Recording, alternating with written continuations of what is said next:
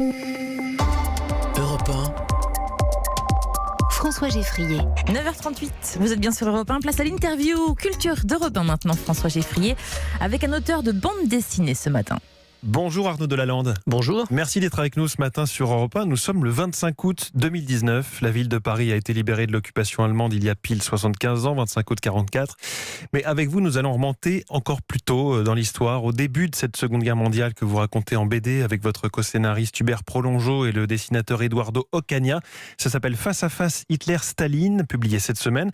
On va donc suivre le pacte, puis la guerre entre l'Allemagne et l'URSS. Pourquoi est-ce que vous avez choisi cette approche avec ces deux personnages ? D'abord, il s'agit de la mise en route d'une collection, en fait. Il s'agit en effet de face-à-face historique. Donc, quand on dit face-à-face, ce sont des duels, pas forcément physiques, naturellement. Ça peut être des duels politiques. À chaque fois, des oppositions, en tout cas. Des oppositions, des rivalités politiques, stratégiques, géopolitiques, artistiques, intellectuelles. Donc, on ouvre le bal avec deux titans monstrueux que sont Hitler et Staline. Et puis, on va enchaîner avec Jésus Pilate dans quelques mois. Et potentiellement ensuite avec Danton Robespierre. Voilà. Danton Robespierre et Louis XIV Fouquet. Et alors pourquoi ces deux personnages, vous disiez monstrueux, effectivement c'est des personnages, on peut le dire, du XXe siècle, mais aussi des personnages, c'est pas des héros quoi. En fait on a affaire à deux grands psychopathes qui sont hissés à la tête d'États extrêmement puissants. Donc si vous voulez, on a voulu raconter ce duel parce que c'est l'un des plus atroces, sinon le plus atroce de l'histoire de l'humanité, puisqu'il se solde par environ 30 millions de morts, si vous voulez, sur le front de l'Est entre l'URSS et l'État nazi. On a l'affrontement effroyable de deux totalitarismes, qui est quand même l'une des plaies béantes du XXe siècle et de l'histoire de manière générale. Alors rappelez-nous déjà au départ, pourquoi est-ce qu'on commence par ce pacte germano-soviétique ? Pourquoi est-ce qu'Hitler a besoin des soviétiques ? Il en a besoin d'abord pour se couvrir à l'Est. Il redoute d'avoir un allié, d'avoir un ennemi plutôt puissant dans son dos, donc il préfère assurer la prise de ce côté-là, le temps d'envahir l'Europe de l'Ouest. Et donc, au départ, il s'agit d'une considération tout à fait stratégique. Ça devait être un peu la clé de leur invincibilité à tous les deux. Dans un premier temps, mais Hitler très tôt quand même se doute, il a quand même écrit Mein Kampf, il ne faut pas l'oublier, où il accuse la juiverie, le bolchevisme international, etc. Donc il voulut déjà une haine sans merci aux soviétiques, simplement il est pragmatique et donc il s'agit dans un premier temps de pouvoir assurer la conquête de l'Europe de l'Ouest jusqu'à l'Angleterre qui va être justement le point de rupture, si j'ose dire, et puis donc en se couvrant de l'autre côté. Est-ce que ça veut dire que dès le départ ce pacte était bidon ? Est-ce qu'il y avait un ver dans le fruit ou non au départ il y avait une forme de sincérité ? Non, c'était davantage en effet des considérations tactiques, très certainement. Donc ce pacte qui va être très vite considéré comme un chiffon de papier de la même façon que les accords de Munich. Alors il y a des choses qu'on apprend pour en venir au front de l'Ouest, là, de côté bataille d'Angleterre, que les nazis ont eu du mal à concrétiser, parce qu'ils se sont retrouvés face à un mur. Alors, on apprend notamment que Hitler a fait appel à un mage pour faire arrêter la pluie sur l'Angleterre. Oui, c'était un épisode authentique, ça, mais vous savez que on va pas, c'est peut-être pas tout à fait l'objet ici, mais il y a aussi une dimension ésotérique du personnage, de Hitler, des liens lointains avec Chamberlain, la Golden Dawn, etc. Enfin, il y a tout un versant un peu ésotérique, mais disons que ça illustre aussi des aspects un peu névrotiques et fous du personnage, mais au-delà, évidemment, avec la campagne d'Angleterre, ce qui est déterminant, c'est que Staline va commettre une erreur absolument fatale, parce qu'il va penser que Hitler ne se retournerait jamais contre lui, tant qu'il n'en a pas fini avec l'Angleterre.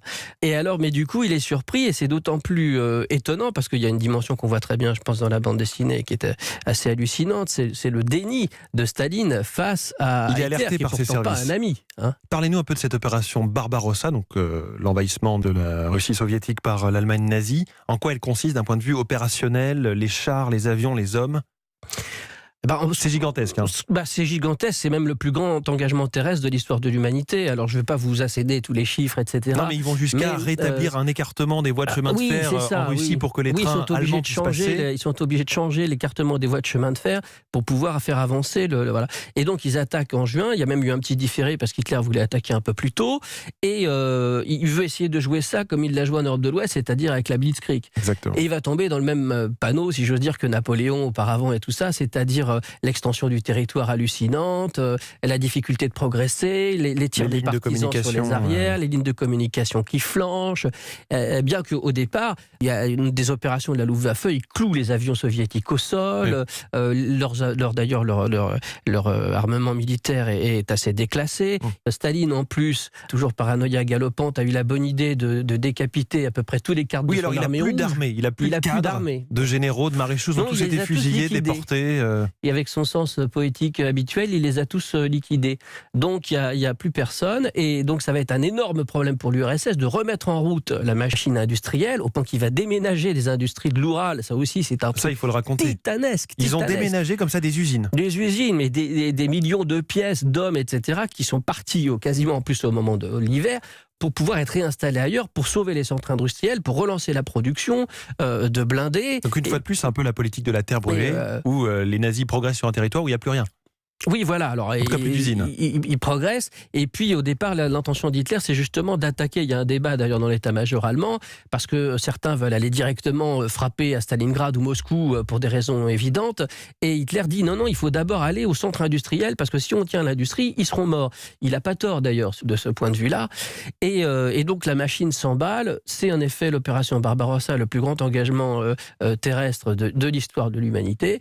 Et puis ensuite, eh bien, il va tomber dans ce fameux panneau de l'hiver russe, c'est-à-dire que la saison des boues d'abord, et qui fait donc les chars s'enlisent, il commence à y avoir des problèmes de transmission, de ravitaillement, etc.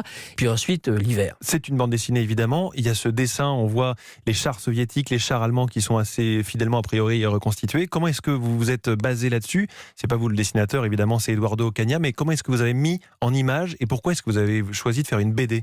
C'est-à-dire que quand vous êtes au Moyen-Âge, si vous voulez, ou sous l'Antiquité, les photos sont rares. Alors que là, on a quand même beaucoup de ressources documentaires, visuelles, alors certes beaucoup en noir et blanc aussi, mais enfin il y a eu des versions colorisées, etc. Disons que c'est pas le matériel documentaire qui manque, surtout sur des enjeux de cette importance.